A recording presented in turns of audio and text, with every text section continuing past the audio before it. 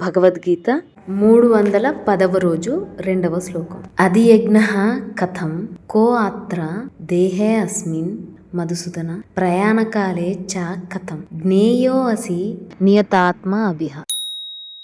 అధియజ్ఞః కథం కః అత్ర దేహి అస్మిన్ మధుసూదన ప్రయాణకాలే చ కథం జ్ఞేయః అసి నియతాత్మభిః. మధుసూదన కృష్ణ అస్మిన్ ఈ దేహి దేహమునందు అధియజ్ఞః అధియజ్ఞుడు కః ఎవ్వడు అత్ర ఈ విషయమునందు కథం ఎట్లు ప్రయాణకాలే చ మరణకాలమునందును నియతాత్మభిః నియమింపబడిన ఆత్మ గలవారి చేత కథం ఎటులా జ్ఞేయః తెలియబడువాడవు అసి అగుచున్నావు. ఓ మధుసూదన, అధియజ్ఞము అనగానేమి? ఆ అధియజ్ఞము ఈ శరీరమునందు ఎట్లుండును?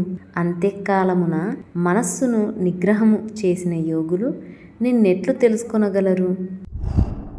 ఓహ్ Madhusudana, who is the Lord of sacrifice? Adhyajna. And how does he exists within this body? And how can you be known at the time of death by those of self-controlled minds?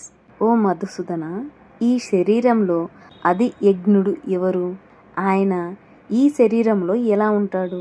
అలాగే చిట్ట చివరి నిమిషంలో అంటే మరణ సమయంలో మనస్సును పూర్తిగా వశపరుచుకున్న యోగులు నిన్ను ఎలా తెలుసుకోగలరు లేదా ఎలా పొందగలరు?